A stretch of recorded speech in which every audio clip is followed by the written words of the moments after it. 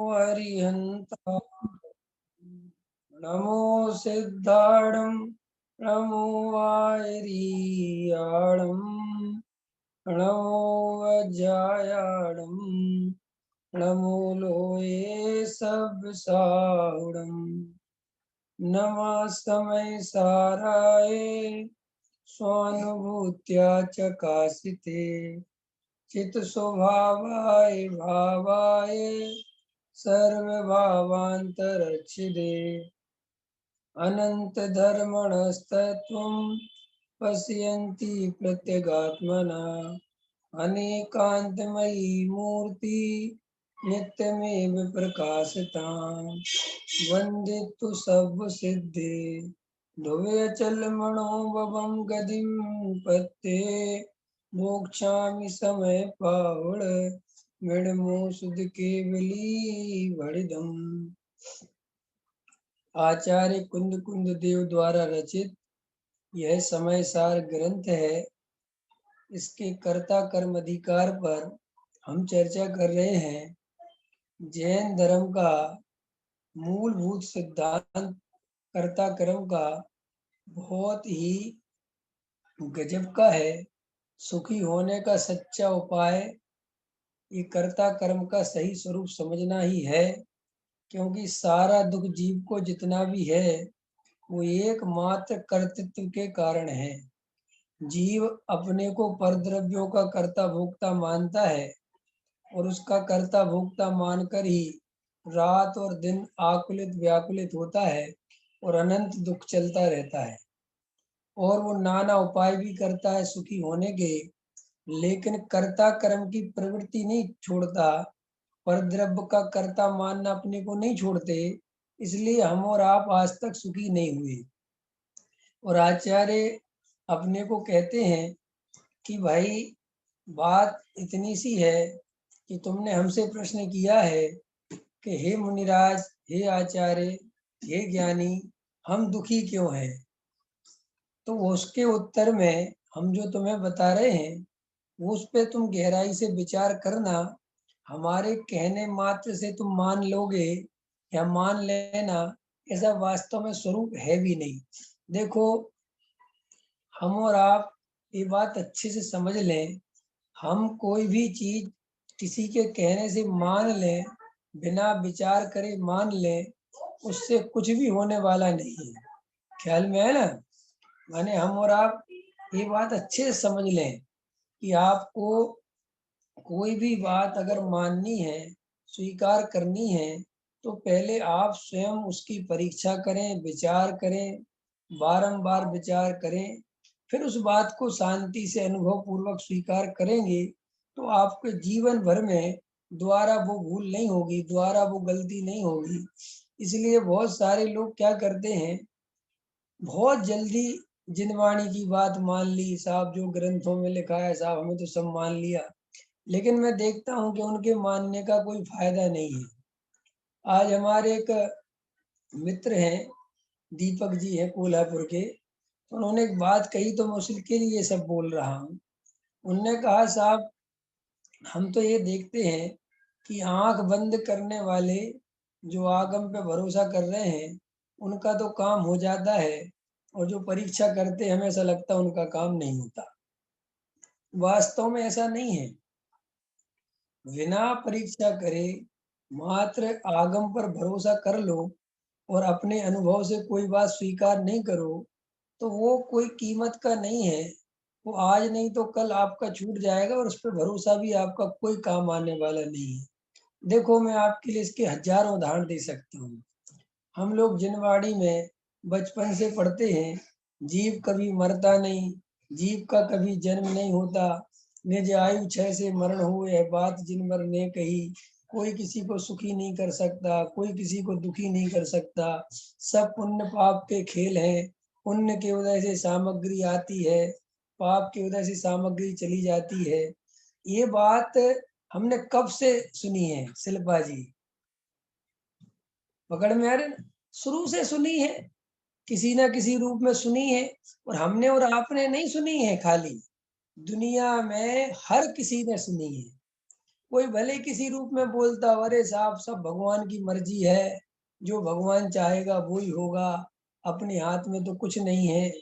कोई ऐसा बोलता, अरे साहब ये सब कर्मों के खेल हैं, हमारी किस्मत ही खराब है, किस्मत से मिलता है, न भाग्य से ज्यादा समय से पहले किसी को कुछ नहीं मिलता। ये सब बात आपने शुरू से सुने हैं, लेकिन मैं ये कहता हूँ इनको सुनने से आपके जीवन में कुछ परिवर्तन आया क्या? आपको मृत्यु से डर निकल गया? आपको मरने का भय निकल गया है? आपको पैसा जोड़ने का लालच निकल गया क्या? आपको ये समझ में आ गया कि साहब पुण्य पाप से सब होता है, अपने करने धरने से कुछ नहीं होता, अपन काहे को परेशान हो? आपको समझ में आ गया क्या? आप देखोगे कि आपकी कुछ भी समझ में नहीं आया, क्योंकि जिसे आप समझ कहते हो वो तो आप बहुत ऊपर ऊपर समझते हो, लेकिन आपका अनुभव जो है, असली समझ तो वो है। आपका अनुभव ये है कि हमें मरना नहीं है, हमें सावधानी रखना है, हमें जीना है। आपका अनुभव ये है कि हमें पैसा कमाना है, कमाने से आएगा, पुण्य पाप पता नहीं कहाँ है कहाँ नहीं है, अपन तो मेहनत करो भैया तभी पैसा आएगा। अपन जब पढ़ाई करते थे तो बहुत सारे लोग समझाते थे, अरे सब भाग्य से आना होगा, नंबर तो आएंगे, लेकिन अपन कहते थे अरे मूर्ख बनाने की बातें हैं, मेहनत करो, पढ़ाई करो, परीक्षा में लिख के आएंगे तब आएगा। तो हमने कभी भी ये बातें जो हमने पढ़ी लिखी समझी, ये बातें हमने कब मानी? हमने जब मानी जब हमने अपने मन का पूरा कर लिया, मेहनत पूरी कर ली, और फिर भी अगर हमारे नंबर नहीं आए तो कह दिया वो तो सब भाग्य का खेल है। तो वो मानने की कोई कीमत थोड़ी है, वो तो हर कोई मानेगा। जब तुम हार गए, जब तुम कुछ नहीं कर पाए, तुम कहोगे कि सब किस्मत के खेल है। ऐसे ही आचार्य हमसे कहते हैं कि ये तुम्हारा मानना कोई मानना नहीं है। जब तुम्हारे मन का नहीं हुआ, तुम्हारे अनुसार परिणाम नहीं हुआ, तो तुम एकदम से बोलते हो कि साहब मैंने नहीं किया, मैं तो ही नहीं करने वाला। तो आचार्य कहते ये कोई बात ही दमदार नहीं है।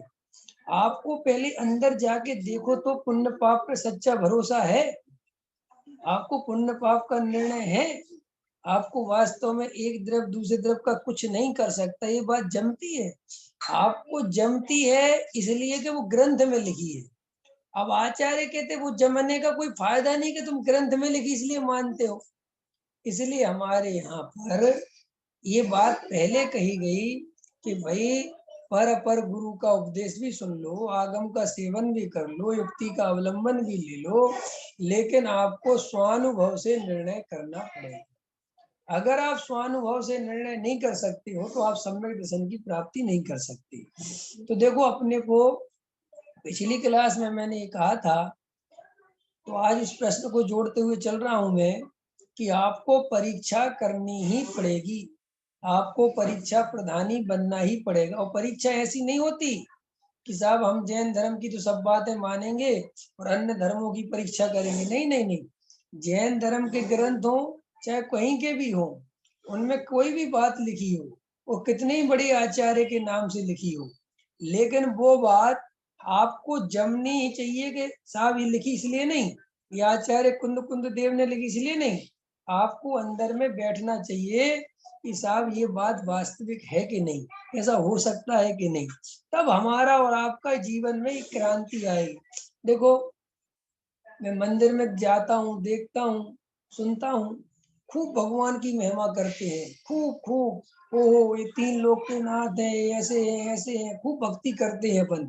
लेकिन आपने कभी देखा कि वो सारी की सारी भक्ति आपकी अंतरंग से जिनेंद्र भगवान की जो भक्ति है, वो आप देखोगे वो सारी की सारी भक्ति भावुकता की है, वो सारी की सारी भक्ति शब्दों की है। आप अंतरंग से जिनेंद्र भगवान को नहीं पहचानते, क्योंकि जिनेंद्र भगवान को पहचानने का मतलब ये है कि आपको स्वयं के अंदर वीतरागता में सुख दिखे, आप तब वीतरागी भगवान को पहचाने। ये तो सब अहंकार की भाषा है, वो तीन लोक के नाथ हैं और ऐसे हैं। का भगवान का है कि तीन लोक के नाथ, वो किस पे कुछ करते तो महावीर का शासन चल रहा है। ये सब बातें हमें अच्छी लगती हैं। क्यों लगती हैं? क्योंकि हम जैन कुल में जन्मे हैं, इसलिए हमें महावीर का शासन पसंद है। अन्य जन्मों अन्य जाति वालों को किसी और का शासन, लेकिन वास्तव में जैन धर्म में कोई किसी पर शासन है नहीं, कोई तीन लोक का नाथ इस रूप में नहीं है कि भाई कोई किसी का स्वामी हो। यहाँ तो जैन धर्म यही कहता है कि सभी जीव भगवान है, कोई छोटा बड़ा नहीं है। और सीधी सी बात है, हमने अपने स्वरूप को जान लिया और अपनी आत्मा में रम गए तो हम अनंत काल के लिए भगवान बन गए, जन्म मरण से मुक्ति हो गई। कि साहब मैं कि तुम भी जानो अपनी आत्मा को, तुम भी जन्म मरण से मुक्ति करो। ये थोड़ी छोटे बड़े का चक्कर नहीं है। यहाँ पर कोई पहले मोक्ष चला गया, हम थोड़ी देर बाद चले जाएंगे मोक्ष। लेकिन जिनेंद्र भगवान की दर्शन पूजन भक्ति वास्तव में इन सब में क्या है? जिनेंद्र भगवान की भक्ति करी तो काय के लिए करी? इसलिए भगवान का गुणानुवाद किया, इसलिए भगवान के प्रक्षाल पूजा पाठ करे। किस लिए? सिर्फ एक ही बात इतनी सी है, उनमें से कुछ कारण व्यवस्था संबंधी है और कुछ कारण जो है वो भक्ति संबंधी है, उनके जैसा बनने के लिए। ख्याल में है ना? मैंने आपको ये सब चीजें मैं इसलिए समझा रहा हूं कि आपको ऐसा लगता है कि साहब आंख बंद करके कोई बात मानो, नहीं, आंख खोलकर ही बात माननी है। और जब तक नहीं जमे मत जमो, कोई बात नहीं, डरो मत। सबको क्या लगता है, हम ऐसे में तो बहुत ज्यादा पीछे रह जाएंगे, लोग तो देखो कितने व्रतशील संयम कर रहे हैं, लोग तो मुनिराज बन गए, हम तो ऐसे घर। अरे भाई, अगर कोई आंख बंद करके बन भी गया, त्याग व्रत ले भी लिए, तो उससे बहुत प्रयोजन की सिद्धि नहीं होनी है। अब ये बात अलग है कि तुम्हें भीड़ को देख के घबराहट होती है, तुम्हें डर लगता है, तुम्हें लगता हम अकेले तो नहीं रह जाएंगे। लेकिन ऐसा नहीं है। आप शांति से वस्तु का स्वरूप समझो तो आपको ख्याल में आएगा। ख्याल में देखो, अपन को 76 नंबर की गाथा देखनी है। 76 नंबर की गाथा में अपन ने गाथा तो देख ली थी, अब टीका प्रारंभ करना है। तो पिछली क्लास में मैंने आपको ये बताया था कि आचार्य अपने से जबरदस्ती कर्ता कर्म, दो द्रव्यों के बीच में कर्ता कर्म है कि नहीं, ये प्रयोजन नहीं है। आचार्य कहते हैं कि तुम कर्ता मान के कभी भी सुखी नहीं हो सकती, बस इतनी सी है। क्योंकि कर्ता मानोगे तो अनंत आकुलता का वेदन होगा, और हे और हम आपको अनुभव में, मतलब ऐसी तो बात नहीं है कि साहब अनुभव में नहीं है। हम और आप रोज देखते हैं, इस दुनिया में भी देखते हैं, जिसके पास जितना ज्यादा कर्तृत्व है, जिसके पास जितनी ज्यादा जिम्मेदारी है, वो व्यक्ति उतना ज्यादा परेशान और आकुलित है। जैसे अपने घर भर में देखो, अपन माँ बाप है, वे ज्यादा परेशान है, बच्चे उतने परेशान नहीं है, क्योंकि माँ बाप ने ज्यादा बोझ अपने ऊपर ले रखा है। और हो सकता है बूढ़े आदमी तो और ज्यादा परेशान होते हैं, क्योंकि उनको तो दो दो पीढ़ियों की चिंता सताने लगती है, खुद के बेटे की भी और उसके बेटे की भी, और मान के चलो तीसरी पीढ़ी और हो जाए तो उसकी भी सताने लग जाए। बोलो, तो इसका मतलब ये है कि कर्तृत्व से, कर्ता से कभी सुखी नहीं हो सकता जी। इसलिए हमारे जिनेंद्र देव इतने आनंद में हैं, इतने इतने अतीन्द्रिय आनंद को भोग रहे हैं। उसका मात्र कारण ये है कि उनने जगत की टेंशन छोड़ दी। उनने ये बात अच्छे से निर्णय कर ली कि इस जगत में यार कोई किसी का करता धरता तो है नहीं, अपने अनुसार कोई द्रव परिणमन करता नहीं। और अगर कोई अपनी इच्छा के अनुसार परिणमन कर भी जाए तो उसके परिणमन करने से मैं सुखी होता नहीं। क्यों नहीं होता? क्योंकि वो परिणमन करता भी रहे मेरी इच्छा के अनुसार, लेकिन मेरा ये जीवन ही बदल जाएगा, ये आयु कर्म पूरा होते ये भाव ही बदल जाएगा। और फिर इतनी लंबी श्रृंखला इन भवों की चलेगी तो मैं किस किस द्रव्य को अपने अनुसार परिणमन कराऊंगा। इसलिए भगवान ने ये तत्व, जितने भी ज्ञानी हैं, उन्होंने समझाया कि देखो भाई, पैसा बुरा नहीं है, पैसे को गाली देना कोई समझदारी नहीं है, लक्ष्मी कोई बुरी नहीं होती, कोई पैसा बुरा नहीं होता, पैसा तो पुद्गल है, अच्छे बुरे की क्या भाषा है। बस इतनी सी बात है। आचार्य कहते हैं कि हम ये परिग्रह तुम्हें इसलिए मना करते हैं जोड़ने के लिए कि तुम चाहे जितना परिग्रह जोड़ लो, चाहे जितना रुपया पैसा मकान दुकान जोड़ लो, तुम सुखी नहीं हो सकते। और हम मना क्यों कर रहे हैं कि एक तो सुखी हो नहीं सकते, मूल मुद्दा तो यही है, क्योंकि प्रत्येक जीव को सुखी होना प्रयोजन है। सुखी हो नहीं सकते, और तुम इसके चक्कर में जो सुखी होने का मार्ग है वो खोदोगे, क्योंकि तुम पैसा कमाने में सारी जिंदगी निकाल दोगे। अब लोगों के साथ होता भी है, 60 65 70 साल तक पैसा कमाते कमाने कमाने कमाने में लगे रहते हैं, और एकदम से बुढ़ापा घेर लेता है और फिर एकदम लगता है कि जी क्या हो गया, हम क्या करें, हम क्या करें, हम क्या करें। फिर घबराते, हमारा आत्मकल्याण कैसे होगा, हमारा क्या होगा। हालांकि मैं ये नहीं कह रहा हूँ, जैसे ये घबराहट भी उन लोगों को ज्यादा होती है जो थोड़े विचारशील होते हैं। जो विचारशील नहीं होते उन्हें ऐसी घबराहट बिल्कुल नहीं होती। उन्हें तो इस टाइप की चिंता होती है, अरे बुढ़ापा आ गया, शरीर साथ नहीं दे रहा, बीमारियों ने घेर लिया, ये भैया क्या करें, शरीर थोड़ा साथ दे देता, बाल बच्चे थोड़ी सुन लेते, वे तो इन चिंताओं में लगे रहते हैं। लेकिन जो जीव थोड़ा बहुत तत्व ज्ञान से परिचित होते हैं या थोड़ा सा विचार करते हैं तो उनको एकदम डर लगने लगता है ज्यादा। देखो एक चीज और बता देता हूँ, तुम्हारे काम आएगी। बिना तत्व ज्ञान के, बिना वस्तु स्वरूप की सच्ची श्रद्धा करे, कोई व्यक्ति अगर ज्यादा ज्ञानवान है, ज्यादा समझदार है, तो वो सारी समझदारी उसे दुख का कारण बनती है, क्योंकि वो सब चिंताओं में निमित्त बनती है। उसे तत्व ज्ञान तो है नहीं, वस्तु स्वरूप की सच्ची समझ है नहीं, और समझ है मतलब वैसी समझ है तो वो बहुत चिंता करता है, बुढ़ापा आ गया या मर गया तो मेरा क्या होगा, मैं कहीं कुगति में न चला जाऊं, ये ना हो जाए वो। क्योंकि जिन वाणी के नाम पर लोगों को दो चार बातें ही याद रहती हैं जीवन में, एक तो मेरे परिणाम बिगड़ जाएंगे तो मैं कुगति में न चला जाऊं, मैंने बहुत खोटे परिणाम करे हैं, न जाने का क्या क्या फल मिलेगा, मैं कौन सी गति में चला जाऊंगा, बस ये डर सताने लगता है। तो भैया ये डर डर के जीने का नाम जैन धर्म नहीं है। सच्चा वस्तु स्वरूप समझा होता, ये परिग्रह में ज्यादा ताकत न लगा के थोड़ा बहुत तत्व ज्ञान के लिए समय दिया होता, तो जितना जितना बुढ़ापा आता उतना उतना ऐसा लगता कि अब बिल्कुल निर्भर होते जा रहे हैं, सारी चिंताएं सब करके देख लिया, ये समय आ गया, उस पॉइंट पे आ गए जो हमारी यात्रा का अंतिम पड़ाव है। ख्याल में है ना? यात्रा तो समझते हो ना, यात्राएं तो बहुत करी होंगी ना दीपक जी। तो जब अपन आ जाते हैं ना अंतिम पड़ाव पे कि चलो भैया अब खत्म, अब शांति से ट्रेन में बैठ जाओ, घर जाना है, बहुत दूर, ऐसे ऐसे यहाँ पे भी अगर तत्व ज्ञान हो और जैसे जैसे शरीर शिथिल पड़ता जाए तो ऐसा अंदर में आनंद बढ़ना चाहिए कि चलो अब समय आ गया, बहुत दुनिया में दौड़ लगाई, बहुत पैसा जोड़ा, बाल बच्चे करे, पाले पोसे, सब किया, कुछ नहीं मिला। और यही अपन ने समय सार में सुना था कि कुछ नहीं मिलना है। समय सार में क्या सुना था कि कुछ नहीं मिलना है, चाहे जितनी बुद्धि लगा लो। और आज ये प्रत्यक्ष मुझे भाषित हो गया कि कुछ भी नहीं मिल रहा है, तो मैं तो शांति से अपनी आत्मा में प्रवेश करता हूँ और आनंद से जितना, माने जिसका सच्चा तत्व ज्ञान होगा, कोई ऐसा भी प्रश्न कर सकता है कि हमें ये दीपक जी पूछते रहते हैं कि साहब एक प्रश्न ऐसा भी आता है कि हमें कैसे पता चले हमारा सच्चा तत्व ज्ञान हो रहा है कि नहीं हो रहा है, हम सही दिशा में बढ़ रहे हैं कि नहीं बढ़ रहे हैं। उसका कारण है, उसका है, पता चलने का, पता चलेगा आपको कि हम सही दिशा में बढ़ रहे हैं कि नहीं।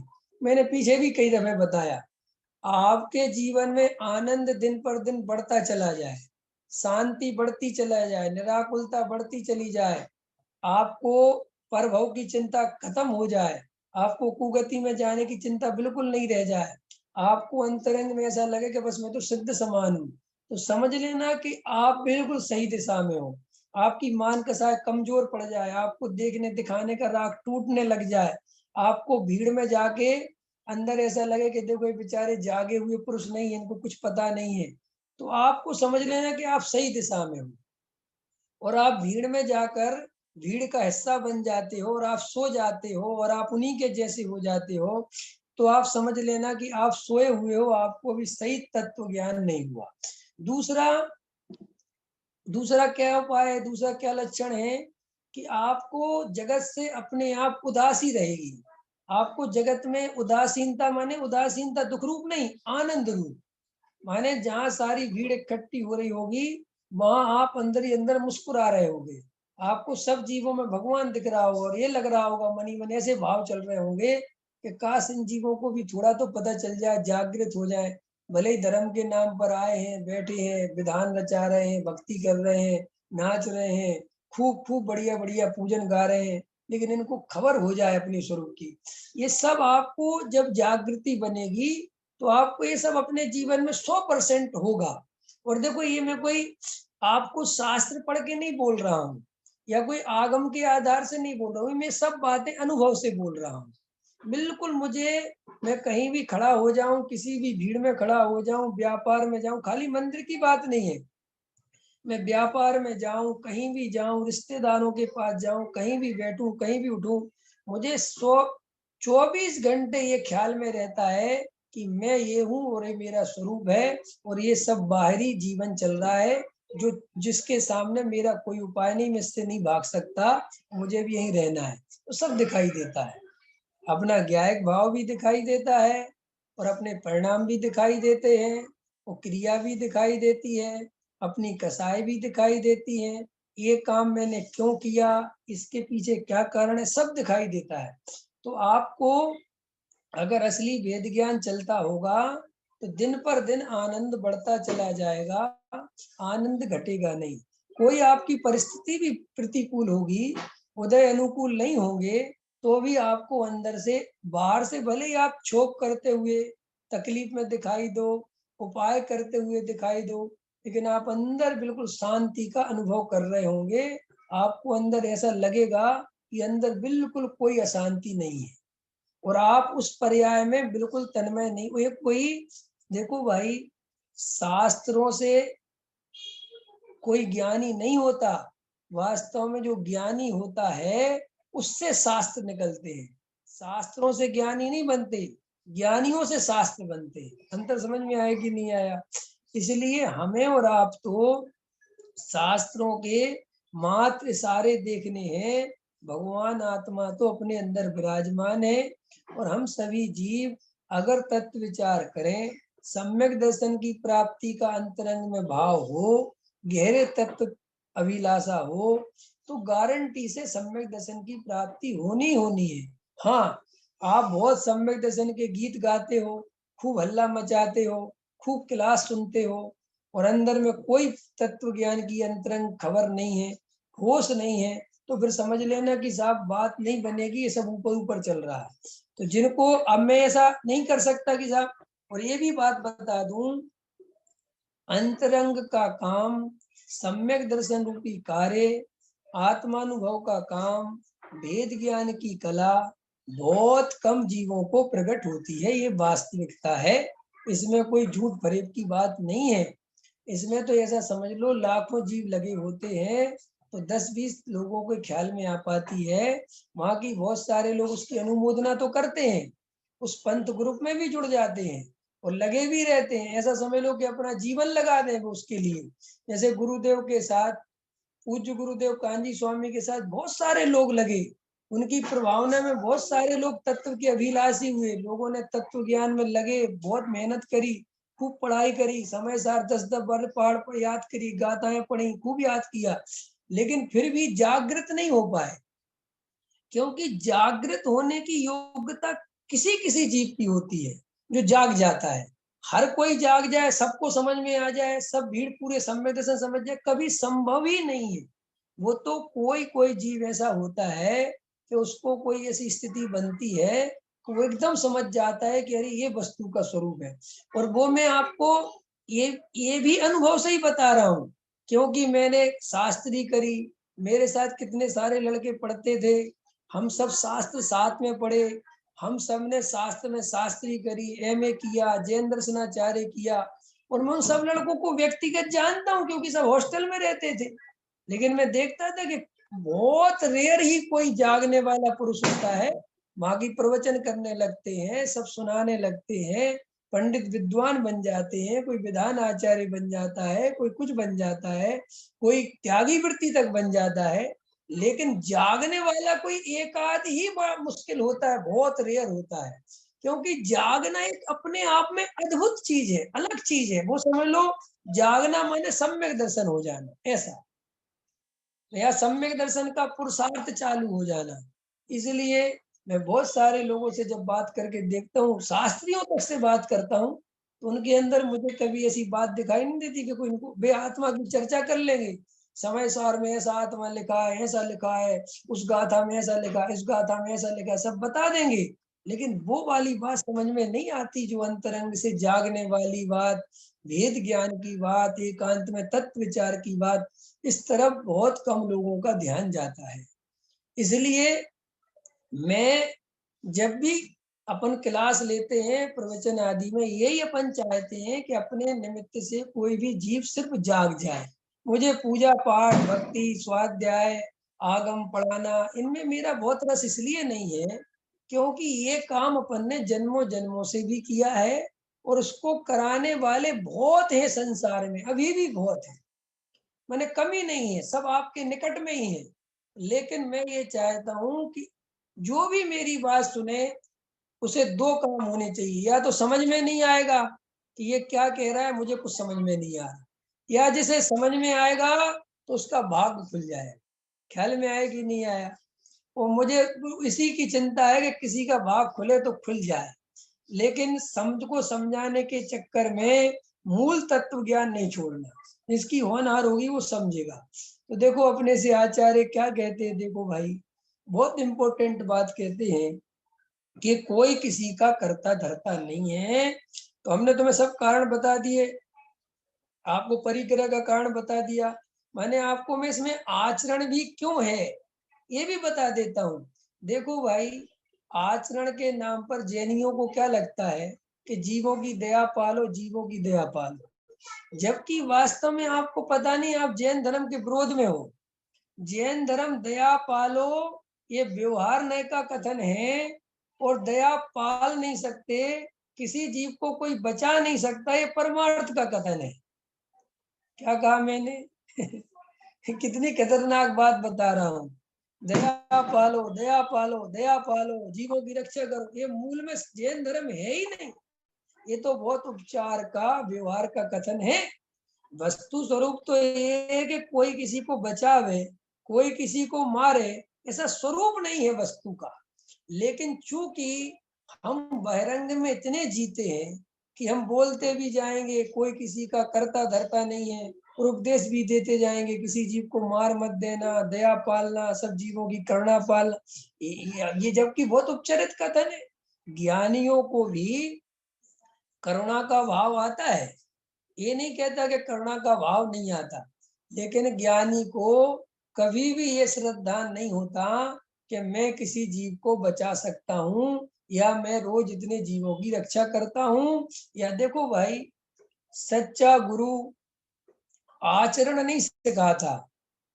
राजेश जी, ये बात नोट कर लो, जीवन भर काम आएगी जितना जीवन शेष है, और आगे भी याद रखोगे तो आगे के भव में काम आएगी। सच्चे गुरु की परिभाषा, सच्चा गुरु आचरण नहीं सिखाता, जागरण सिखाता है। क्या कहा मैंने? सच्चा गुरु आचरण नहीं सिखाता, जागरण सिखाता है, और जो जाग जाता है उसके आचरण अपने आप प्रकट हो जाता है। जागरण से आचरण आए, वो ही सच्चा आचरण है। जो ग्रंथों से पढ़ पढ़ के आचरण आए, ये मत करो, वो मत करो, ऐसे मत चलो, वैसे मत चलो, तो भैया ये तो नीति वाक्य है, ये तो नीतियां हैं। ये आचरण की कैटेगरी में नहीं आती ये सब चीजें। ये तो सब, देखो, पुलिस वालों के अपने आचरण होते हैं कि नहीं, मिलिट्री वालों के अपने आचरण होते हैं कि नहीं, मिलिट्री वालों के अपने रूल्स होते, इतने बजे सो जाना, इतने बजे उठना, इतने बजे ब्रेकफास्ट करना, इतने बजे लंच करना, और उसी टाइम पे करेंगे बिल्कुल, और ऐसी ड्रेस पहनना, ऐसे रहना, ऐसे करना, और बॉर्डर पे अपनी जान लगा देना, देश पे आंच नहीं आने देना, तुम्हारा पूरा परिवार मर जाए तो मर जाने देना, लेकिन तुम देश की रक्षा से पीछे मत हटना। ये सब उनको भर दिया जाता है 4-6 महीने में ट्रेनिंग में। तो देखो ना, मरने मारने के लिए जीवन भर तैयार रहते कि नहीं रहते? तो उन्हें कोई आत्मा मिल गया क्या? वे मौत से भी नहीं डरते, तो वे क्या सम्यक दृष्टि हो गए सबके सब? अरे भाई, ये सब चीजें सरल हैं। आप किसी को भी 6 महीने 8 महीने रोज ये कंटिन्यू समझाओगे तो बिल्कुल वैसा हो जाएगा। ऐसे हम तुम्हें रोज समझाएं, नरक आदि का भय दिखाएं, इस खाओगे तो इतना जीव मरेगा, इतना पाप लगेगा, नरक में जाओगे। अगर हम तुम्हें ये कहानी महीने 2 महीने सुनाएं तो तुम बिल्कुल सेट हो जाओगे, और वो चीज कभी नहीं खाओगे। लेकिन ये आचरण नहीं है, ये तो सोए हुए सपने में ही सपने में ही खा लिया और सपने में ही छोड़ दिया। क्या कहा मैंने? मिथ्या दृष्टि क्या करता है? इसके आगे सुनो, आचरण और जागरण का अर्थ। मिथ्या दृष्टि जीव सोते सोते ही खाता है और सोते ही सोते छोड़ देता है। नहीं समझ में आया? मिथ्या दृष्टि जीव को कोई स्वरूप की खबर नहीं है, नींद में ही है। तो नींद में पहले भोगी रहता है, फिर नींद में ही त्यागी बन जाता है। भोगी कैसे बनता है? कि पहले भोगों में लग गया, नींद में ही, ये बिना सोचे समझे कि भोगों में रखा क्या है, बस भोग भोगो भोग भोगो। फिर किसी ने समझाया कि अरे भोग भोगने से नरक जाओगे, कढ़ाई में तले जाओगे, महा दुख मिलेगा, एक इंद्री की पर्याय में चले जाओगे, त्रियंच गति में गाय बैल भैंस बन जाओगे। तो एकदम घबरा गया नींद में ही। तो बोले साहब क्या छोड़ दूं? बोले रात्रि भोजन छोड़ दो, ये खाना छोड़ दो, ये छोड़ दो। अरे बोले साहब ठीक ठीक, फिर तो नहीं जाऊंगा। बोले नहीं जाओगे। तो बस छोड़ दिया। अब आप इसे समझते हो आचरण, जबकि जैन धर्म में ये आचरण नहीं, जैन धर्म इसे आचरण नहीं कहता। जैन धर्म तो कहता है ये तुम्हारे में थोड़ी, तो सारी दुनिया में है। तो फिर जैन धर्म का आचरण क्या है? कि जब जीव सच्चा वस्तु का स्वरूप समझता है और उसे अपनी आत्मा का स्वरूप अनुभव मिलता है, उसे सच्चे स्वरूप की खबर पड़ती है, सम्यक दर्शन की प्राप्ति होती है, तो सहज ही उसे सभी जीवों में भगवान आत्मा दिखाई देता है। उसे सब जीव आनंदमयी चैतन्यमयी दिखाई देते हैं। तो सहज ही उसको करने का परिणाम आते हैं। अपने आप ही उसे ऐसे भाव नहीं आते कि किसी जीव को मार के खा जाऊं, किसी को दे कर दूं। अपने आप, वो कोई जानबूझ के सोच समझ के करता है ऐसा नहीं है। सहज ही वो परिणति उत्पन्न होती है, और वो भी परिणति भूमिका के अनुसार होती है और बहुत प्रैक्टिकल होती है। ये भी अर्थ समझ लो, ये अर्थ भी करना जरूरी है। क्या कहा मैंने? भूमिका के अनुसार होती है और द्रव्य क्षेत्र काल भाव के हिसाब से होती है। नहीं समझ में आया? ये भी बहुत समझाना बहुत जरूरी है दिनेश जी। इंपॉर्टेंट बात बोल रहा हूँ 2 मिनट में।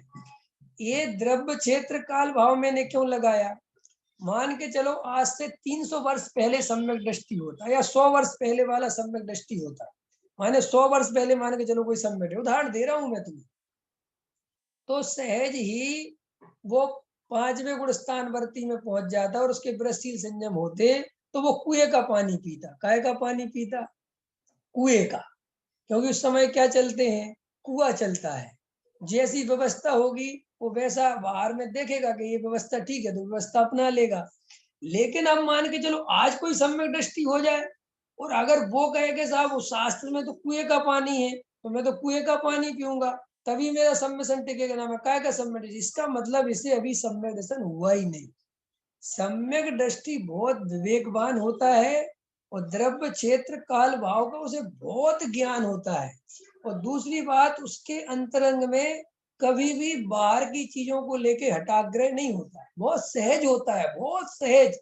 उसको कभी भी ऐसे आगे आगे आके कोई भगवान के नाम पर बहुत उछल कूद कभी नहीं करेगा। वो शांत रहता है, सहज रहता है।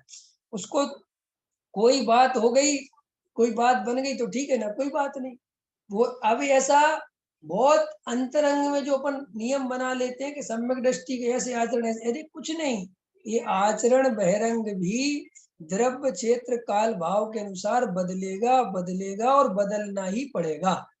अब आज दिल्ली में किसी को सम्मेलन हो जाए तो क्या करोगे? तुम कह दोगे दिल्ली में साहब 5वां गुण स्थान नहीं हो सकता। क्यों? तो तुम्हारे हिसाब से तो 5वें गुण स्थान की जो स्थिति है वो तुम बहुत अंतरंग में बहुत सोच के बैठे हो। अपन को और अभी देखो, मुनिराज का विषय मेरे सामने उठाना नहीं। क्यों नहीं उठाना? क्योंकि ना भी हम मुनिराज बनने वाले हैं और ना भी कोई मुनिराज की अपनी स्थिति है। अभी अपन को सिर्फ जो अपने जीवन में घटित हो उस पे अंतरंग में विचार करना है कि भाई ये मेरे जीवन में जो स्थिति है, ये मेरी क्या स्थिति है, मैं क्या कर रहा हूँ। अभी मैं देखता हूँ जीव तत्व विचार की चिंता कर नहीं रहे हैं, जीवों को तत्व विचार चल नहीं रहा है, और उनकी ये चिंताएं चल रही हैं कि साहब 5वें गुण स्थान में कैसे आचरण पलेगा, मुनिराज का आचरण कैसे पलेगा। अरे किसका कैसे पलेगा, हम उसकी जिम्मेदारी हमारे ऊपर नहीं है। हमारे ऊपर अपनी ये जिम्मेदारी है कि हमें सम्यक दर्शन की प्राप्ति कैसे होगी। क्यों? क्यों नहीं है? अरे हमने अनंत भव इस सारे जगत की चिंता कर करके खो दिए। हमें जितने भव जीवन में मिले, कभी समाज की चिंता, कभी किसी की चिंता, और एकमात्र अपनी चिंता नहीं करी। इसलिए जो अपने को गुरु, सच्चा गुरु मिलेगा, वो आपको जागरण सिखाएगा। वो तो कहेगा सबसे पहले जाग कर देखो कि तुम कौन हो। तुम शरीर हो कि आत्मा हो, तुम शरीर की क्रिया करने वाले हो कि जानने वाले हो। ये सबसे पहले जो सच्चा गुरु होगा वो तुम्हें यहाँ से चालू करेगा। वो कुछ नहीं बताएगा तुम क्या करो क्या नहीं करो। वो तो, और अगर आप पूछोगे भी कि मुझे क्या करना है, तो वो कहेगा कि जो मैंने ये 2-3 बातें बोली हैं, इनका एकांत में बैठ के विचार करो। समझ में आया ना अलका जी? अभी आप देखोगे, हमें अभी इतना समय सार सुनने के बाद भी पुण्य पाप की भी श्रद्धा नहीं होती है ख्याल में। और हम बड़ी बड़ी बातें करते रहे, भाई तुम्हारी मोटी भूल पड़ी है, मोटी भूल। अभी हम क्या दूसरी बात करें, क्या तुम्हें आगे लेके जाएं? पहले आज ये तो निर्णय कर लो कि मुझे पुण्य पाप पे पक्का भरोसा है। आपको पता है पुण्य पुण्य पाप पे भी क्यों बताया भरोसा? ये पुण्य पाप क्यों लेके आए आचार्य? उन्होंने कहा, सोचा कि ये जीव रात और दिन सामग्री की चिंता करता है। काय की चिंता करता है? सामग्री की। तो उन्होंने कहा कि सामग्री की चिंता करता है और रात दिन इसी में लगा रहता है। तो उनने कंसेप्ट बनाया कि पुण्य और पाप। उनने कहा भाई ये सब खेल पुण्य पाप की वजह से, तू इसका करता नहीं है। माने हमारी एक आदत है कि अगर मैं किसी का करता नहीं हूं तो उसका करता कौन है? ये प्रश्न का जवाब हमारे साथ जरूर चलता है। तो आचार्य हमसे ये कहते हैं कि हम तुझे ये बताएंगे नहीं ना कि उसका कर्ता कौन है, तो तू शांति से मानने वाला नहीं है। इसलिए उन्होंने कहा साहब ये जो सामग्री आती है और जाती है, ये सब पुण्य पाप के उदय से आती जाती, ताकि तू, तेरे माइंड से टेंशन हट जाए और तू शांति से वेद ज्ञान कर सके, आत्मा का अनुभव कर सके। क्योंकि आत्मानुभव करने के लिए जीव को कुछ नहीं चाहिए, कोई शास्त्र नहीं चाहिए, कोई मंदिर, कोई कुछ भी ऐसा बाहर की चीज नहीं चाहिए। आत्मानुभव करने के लिए, निर्विकल्प दशा प्राप्त करने के लिए जिन निमित्तों से विकल्प आते हैं, जिन कारणों से विकल्प आते हैं, उन कारणों से दृष्टि हट जाए तो अपने आप ही निर्विकल्प दशा हो जाए। आपको कोई भी विकल्प आ रहे हैं, वे सारे विकल्प बाहरी किसी ना किसी कारण से आप जुड़ते हो तो आते हैं। और अगर आपको ये समझ में आ जाए कि अरे मेरा किसी से कोई जुड़ान है ही नहीं, वास्तव में कोई मेरा है ही नहीं, ये सब बाहर की सामग्री की मुझे क्या चिंता करना, ये तो पुण्य पाप के उदय से आएगी, तो आप क्या होगे? निर्भर होगे। लेकिन होता क्या है कि हम अंदर से सच्ची श्रद्धा नहीं करते। इसलिए जो आचार्य उमा स्वामी ने तत्वार्थ श्रद्धा नाम सम्यक दर्शन कहा, तो लोग कहते साहब इसमें तो 7 तत्व बताए हैं, आत्मानुभव के श्रद्धा, आत्मानुभव सम्मिशन होता है। अरे भाई 7 तत्व की सच्ची श्रद्धा नहीं होगी तो आत्मानुभव भी नहीं होगा। क्योंकि वे 7 तत्व क्यों बताए हैं पता है राजेश जी? कि ये जीव इन 7 में ही लगा रहता है। या तो आप अजीब की चिंता करते हो पूरे टाइम, अजीब में कौन कौन लेना? अपना शरीर लेना, स्त्री पुत्र, इनकी चिंता में लगे रहते हो, रात और दिन लगे रहते कि नहीं लगे थे? मकान दुकान में लगे रहते हो। फिर ज्यादा से ज्यादा आप कमाने की, परिणामों की, भावों की चिंता में लगे रहते हो। तो उन्होंने आश्रव बंध का कारण बताया। तो ऐसे ही फिर अपन और ज्यादा आगे बढ़े तो मोक्ष मार्ग की चिंता करने लगते हैं। संवर निजरा मोक्ष की चिंता, कई लोग मोक्ष की चिंता करते हैं। तो उन्होंने इन सब 7 तत्वों के श्रद्धान में गर्भित रखी आत्मानुभूति। वो कहते हैं अगर तुझे जीव अजीब का सच्चा निर्णय हो जाए, जीव अजीब की सच्ची पहचान हो जाए, तो आत्मानुभव होने में देर नहीं लगेगी। अगर तुझे पुण्य पाप की सच्ची श्रद्धा हो जाए तो आत्मानुभव होने में देर नहीं लगेगी। और मैंने भी एक दिन प्रवचन में बोला था कि वास्तव में ये तत्वों की भी आप गहराई में जाओगे सुनील जी, थोड़ी इंपॉर्टेंट बात बताता हूँ, ये थोड़ी सी हटके है।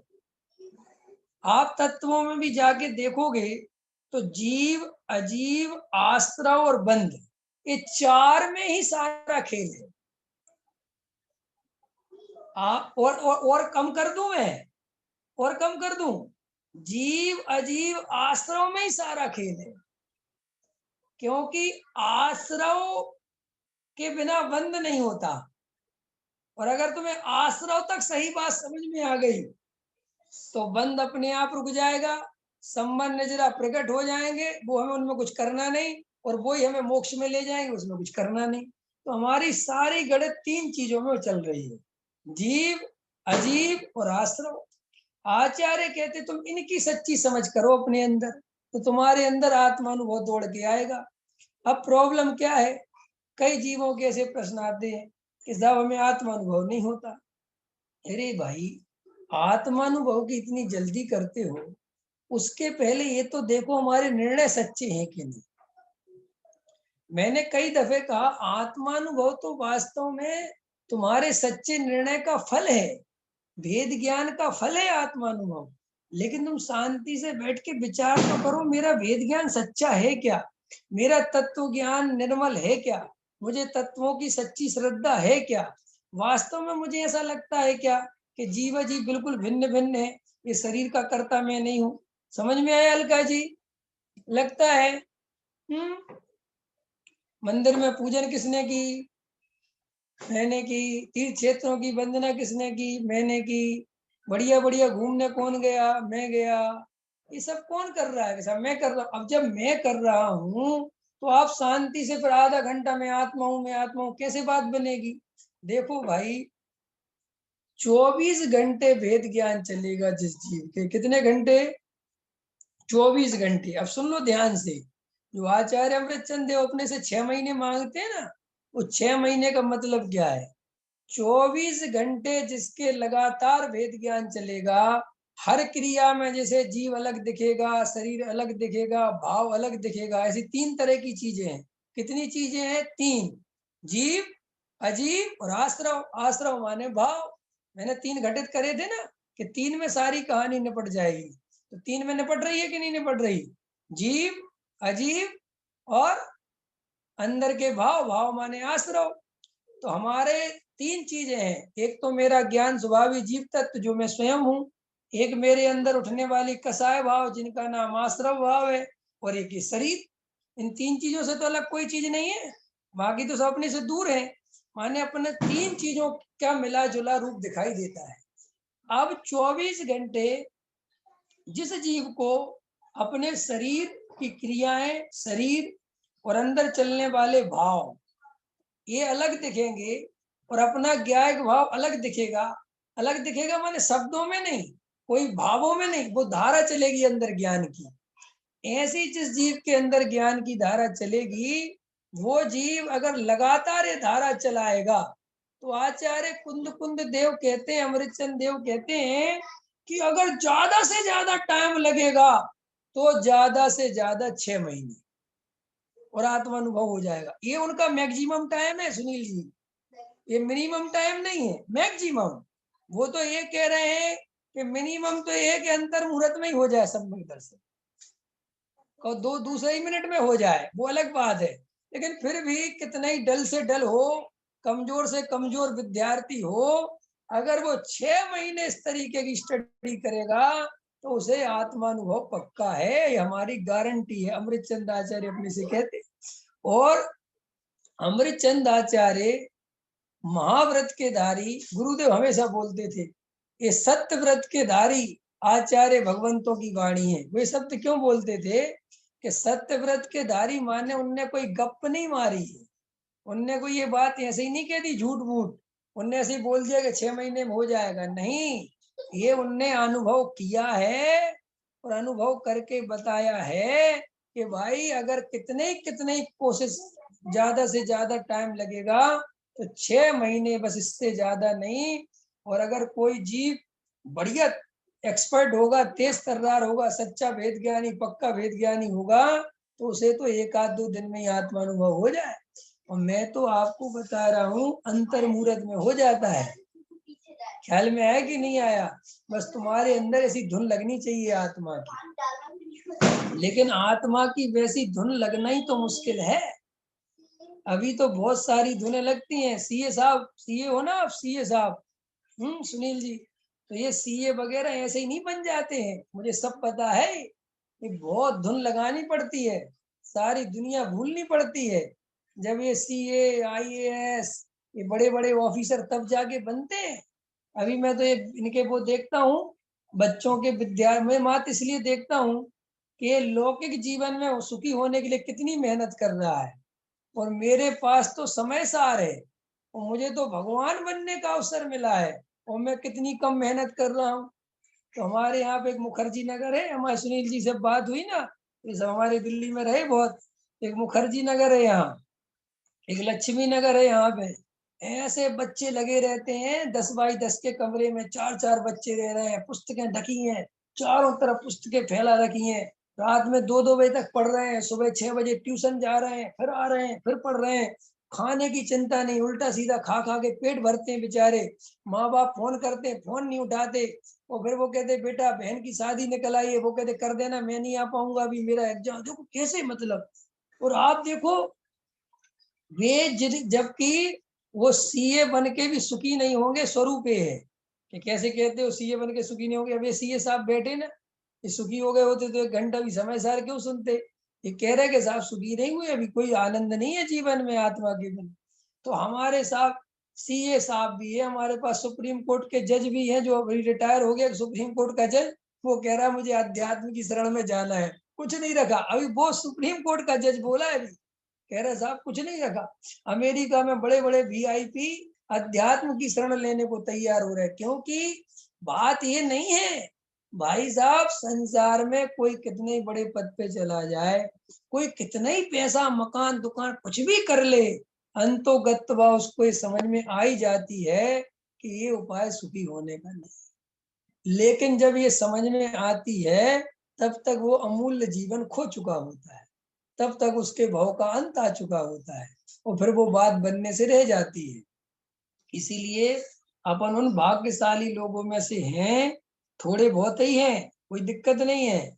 और अपन थोड़े बहुत रहे तो बहुत खुश रहा करो, क्योंकि मोक्ष मार्ग में वास्तव में मैंने अनुभव किया, बहुत कम रेयर ही समझ पाते हैं सच्चा तत्व ज्ञान। बात ये नहीं है कि ऐसा ही स्वरूप है वस्तु का। ख्याल जैसे कोई आईएएस ऑफिसर बन जाते हैं ना, वो रैंक वगैरह निकलती है, तो वो सीए साहब ये नहीं सोचता कि मैं ही अकेला क्यों निकल गया, बाकी के क्यों नहीं निकले। वो तो इस बात की खुशी मनाता है सब जाए भाड़ में, अपन तो निकल गए भैया, अपना तो काम हो गया। लोक में देखो हर आदमी अपने प्रयोजन की तरफ ध्यान देता है, जगत की ज्यादा चिंता नहीं करता। लेकिन अपन धर्म में अपने को आत्मा मिले चाहे नहीं मिले, जगत की पहले चिंता करने लगते हैं। अरे भैया सब लोग बेचारे, कौन बेचारे, पहले अपन के अंदर मिथ्या चल रहा है, तो अपने ही बेचारे हैं। जगत की बात में सोचो, पहले अपना आत्महित करना चाहिए, अपना निर्णय करना चाहिए। अरे भाई कुछ नहीं रगा, जगत का परहित हम कभी कर नहीं सकते, और जब आत्महित करेंगे अपना, तो परहित अपने आप हो जाएगा, सीधी सी बात। आत्ममुक्ति ही मुख्य है, परहित मुख्यता नहीं।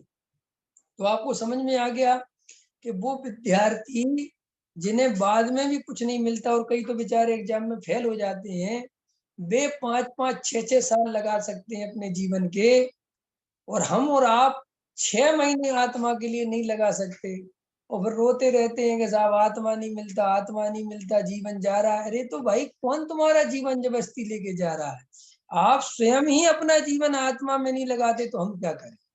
अब कई लोग कहते साहब हमारी उतनी रुचि नहीं है, तो ठीक है, अब नहीं है तो स्वीकार करो कि नहीं है, तो नहीं मिल रहा आत्मा। जितनी रुचि चाहिए, जितना पुरुषार्थ चाहिए, उतना करोगे तो मिलेगा। सीधी सी बात है, दूध जितना उबालने पर मावा बनता है, उतना उबालना पड़ेगा, उतना उबाले बिना मावा नहीं बनेगा। पंकज जी समझ में आया कि नहीं आया है, उतना उबालना पड़ेगा ना। ऐसे ही आत्मानुभव जिस डिग्री पर जाके होता है, जितने वेद ज्ञान करने पर होता है, उतना वेद ज्ञान करना पड़ेगा, चाहे भले ही आपको ऐसा लगे कि बहुत मुश्किल है। वो मुश्किल तो है ही, आसान नहीं है। लेकिन हाँ, अगर सच्ची रुचि होगी, सच्ची अंदर से आत्मानुभव की भाव होंगे, तो गारंटी से हुए बिना नहीं रहेगा। अब आप सच्चा किसे समझ लेते हो, इसकी भी एक क्लास होनी चाहिए कि आपको सच्चा, आपने 2-4 दिन सोच लिया, डर गए संसार से कि भैया आत्मानुभव हो जाए, इसका नाम आत्मानुभव की लालसा नहीं है। वो जो आत्मानुभव की स्थिति है वो बहुत संयम पूर्वक, संयम माने वो संयम मत ले लेना बाहर का, संयम माने सहज, आनंद पूर्वक और बहुत शांति से बैठा है, तत्व विचार कर रहा है, कोई अंतरंग में आकुलता नहीं है कि आत्मानुभव कब होगा नहीं होगा। ऐसे जीवों को ही आत्मानुभव होता है, जिन्हें आत्मानुभव की भी आकुलता नहीं होती। लेकिन आत्मानुभव की प्यास बहुत होती है। दिनेश जी, इंपॉर्टेंट बात निकल गई। आत्मानुभव की आकुलता नहीं होती, आत्मानुभव की प्यास होती है। प्यास और आकुलता में क्या अंतर है? अंतर है, आकुलता का मतलब ये है कि तुमने उसी की टेंशन बना ली, आत्मानुभव के नाम पे टेंशन क्रिएट कर ली। और प्यास का मतलब है कि अंदर बहुत प्यास है कि होए, लेकिन अंदर सहज धारा भी है, समता भाव भी है, निर्णय भी है। देखो ऐसा समझ लो, एक इसके लिए उदाहरण दे देता हूं ताकि आपकी समझ में आ जाएगा। चौथे गुण स्थान वाले सम्यक दृष्टि जीव को मुनिराज बनने की, श्रेणी चढ़ने की, शीघ्र शीघ्र अरहंत होने की तीव्र इच्छा होती है कि नहीं होती? अरे बोलो, भाव होते हैं कि नहीं होते? बहुत होते हैं। उससे बहुत परिणाम आते हैं कि विकल्प ये भी टूट जाए, ये कसाय भाव मिट जाए, इस संसार से मुक्ति मिल जाए, वो सब विकल्प आते हैं ऐसे। लेकिन ऐसा होने पर भी उसको घबराहट नहीं होती, आकुलता नहीं होती कि अभी तक क्यों नहीं हो रहा, क्योंकि यही तो उसका सम्यक दर्शन है कि उसे वस्तु स्वरूप पे ये भी भरोसा है कि जिस समय जो होने योग्य होगा, जब पर्याय आनी होगी वो आएगी, कोई बात नहीं। तो इसके बल पे ही तो वो चौथे गुण स्थान में सागरों पर्यंत रह लेता है वो जीव, और आनंद से रह लेता है। अब तीर्थंकर के जीव सर्वार्थ सिद्धि में 33 सागर तक शांति से रहते हैं, कोई कुछ नहीं, उनको ऐसा नहीं लगता कि जल्दी जन्म हो जाए, जल्दी जाके वहां चला जाऊं, कोई बात नहीं, ठीक है। और यहाँ पर भी आकर लाखों वर्षों की आयु होती है, करोड़ों वर्षों की आयु होती है, शांति से रहते हैं, कोई बात नहीं, जब आएगा आ जाएगा। तो देखो ज्ञानी जीवों को ये सब भाव आते भी हैं और आते हुए जानते भी हैं, और फिर भी कोई अंदर आकुलता नहीं करते कि जल्दी क्यों, कि वो इसको भी निर्णय में रखते हैं कि अपने हाथ में ये भी बाहर का भी कुछ करने का नहीं है और अंदर भी कुछ करने का नहीं है। और इसी सहजता में आत्मानुभव का फूल खिलता है, इसी सहजता में अतीन्द्रिय आनंद मिलता है, इसी सहजता में सम्यक दर्शन की प्राप्ति होती है, इसी सहजता में सम्यक चारित्र्य होता है, इसी सहजता में मुनि दशा भी आती है। कोई कोई बेचैनी, कोई आकुलता नहीं। देखो भाई, याद रखो जीवन में, जिन्हें ऐसे भी कई लोग होते हैं सम्यक दर्शन की चिंता छोड़ देते हैं और पैसे की चिंता करते रहते हैं, और सम्यक दर्शन की बात आती तो कहते सब जब आना होगा आ जाएगा, वो भी छल ग्रहण कर लिया। पहले नंबर पर समझ लो, बाहर की चिंता जिनकी खत्म नहीं हो रही है, उनकी अंदर की चिंता करना या नहीं करना दोनों ही व्यर्थ है। क्या कहा मैंने? जिनकी बाहर की चिंता खत्म नहीं हो रही है, जिनके बाहर का कर्ता कर्म की प्रवृत्ति नहीं टूट रही है, वे अंतरंग के कर्ता कर्म की प्रवृत्ति तोड़ना मूर्खता है। क्या कहा मैंने? नहीं समझ में आया? समझो, आ गया समझ में सोनिया जी? नहीं आया? आ गया कि नहीं? वैसे हम ऐसे समझो, आया? हाँ देखो, नो कर्म की चिंता सता रही और भाव कर्म से भेद ज्ञान चल रहा। एक ऐसा भेद ज्ञान है भाई, माने शरीर की, पत्नी की, बच्चों की चिंता सता रही, और बोले साहब राग आदि विकारी बा, बोले इनसे तो मैं न्यारा हूँ। अरे भैया जी कैसे न्यारा कर लिया तुमने? पहले तो बाहर का न्यारा दिखना चाहिए, फिर ये शरीर न्यारा दिखना चाहिए, फिर वो राग आदि भाव न्यारे दिखने चाहिए, ऐसा क्रम है। तो ऐसे बहुत सारे लोग हैं, वो बाहर की चिंता पूरी करते हैं और अंदर की बात करो तो कहते हैं साहब हम तो राग आदि से भिन्न है। ऐसे नहीं चलेगा। राग आदि की चिंता बाहर की चिंता के पहले छूट, मैंने बाहर की चिंता पहले छूटनी चाहिए।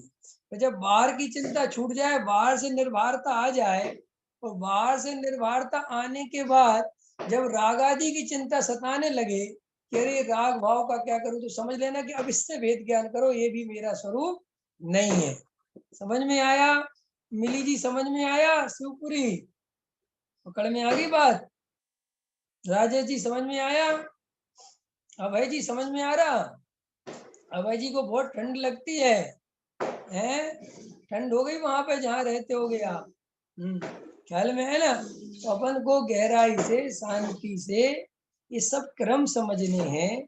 आपको भाई संसार में घबराना नहीं है, कोई संसार में डरने की जरूरत नहीं है, कोई संसार में आपको ऐसे घबराने की, संसार संसार कुछ नहीं। देखो 6 द्रव्यों का परिणमन चल रहा है, चलेगा। आप सच्चे वस्तु स्वरूप की श्रद्धा करो कि देह और आत्मा कभी एक नहीं हो सकते, ऐसा सच्चा श्रद्धान करो। और एक दिन आत्मा इस शरीर को छोड़ेगा, इसका मतलब मैं छोड़ूंगा और ये शरीर रह जाएगा, ये निर्णय करो। कोई आपको संयोग भी संयोग है, आज बेटा छोटा है, कल बड़ा होगा, उसकी शादी होगी, सब रिश्ते नाते हैं, सब सिस्टम है, ये सब, इनमें कोई एकत्व मत करने की जरूरत नहीं है। जैसे अपन रंग मंच पर नाटक करते हैं, जब तक किरदार में रहते हैं तो वो पोशाक पहने रहते हैं और वो नाटक करते रहते हैं। नाटक खत्म हुआ, तालियां बजी, पोशाक बदली, काम खत्म। ऐसे ये रंगमंच है, यहाँ पर कुछ रिश्ते हैं, संयोग है, ये जीवन चल रहा है, एक दिन पलट जाएगा। फिर इस जीवन में भयभीत इसलिए नहीं होना कि ये जीवन में बहुत अच्छा भी हमारे साथ होता रहे तो भी बदल जाएगा, क्योंकि यहाँ सदाकाल कुछ रहना ही नहीं है। आपको बहुत सुंदर रूप मिला हो तो वो भी खत्म होगा, आपको बहुत सुंदर संयोग मिले हैं तो वो भी खत्म होंगे, आपको बहुत सुंदर बढ़िया से बढ़िया जीवन में अच्छी से अच्छी उपाधियां मिली हैं, वो सब छूट जाए, तो फिर हम करें क्या? कि आप आनंद में रहो। वेद ज्ञान दुखी होने का मतलब नहीं है। वेद ज्ञान माने अनंत आनंद की प्राप्ति में जीना। वेद ज्ञान माने संयोगों में एकत्व नहीं करना। जो हो रहा है सब स्वीकार है, कोई घबराने की बात नहीं, वेद ज्ञान पूर्वक सब स्वीकार है। क्या शब्द लगाया, भूलना मत। रीनू जी क्या बोला मैंने? खाली स्वीकार नहीं, भेद ज्ञान पूर्वक स्वीकार है। जैन धर्म भेद ज्ञान पूर्वक स्वीकार करने को कहता है, क्योंकि ऐसे भी दुनिया में बहुत लोग हैं, उन्हें कुछ फर्क ही नहीं पड़ता, चाहे कुछ भी होता रहे, वे सब सह जाते हैं। ख्याल में आया कि नहीं आया? ये पंजाबी वगैरह होते हैं, चाहे जितनी मुसीबतें आती झेलते रहते हैं, लगे रहते हैं, आठ साहब जो बोले सोनिहाल सस्या काल करते रहते हैं। समझ में आया कि नहीं आया? लेकिन वो लोग बिना भेद ज्ञान वाले स्वीकार करने वाले।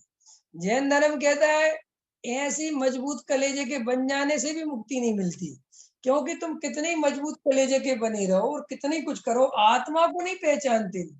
जैन धर्म आत्मा की पहचान पूर्वक सब स्वीकार करने को कहता है। क्या कहता है? आत्मा की सच्ची पहचान करो और वस्तु के परिणमन को स्वीकार करो, यही सुखी होने का उपाय है।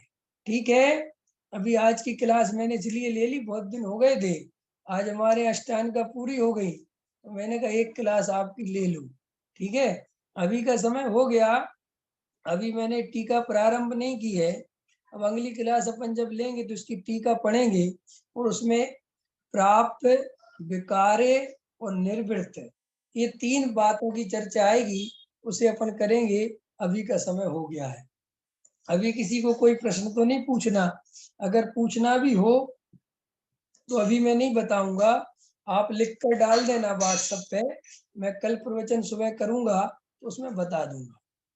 ठीक है, सहजानंदी शोध स्वरूपी अविनाशी में आत्म स्वरूप सहजान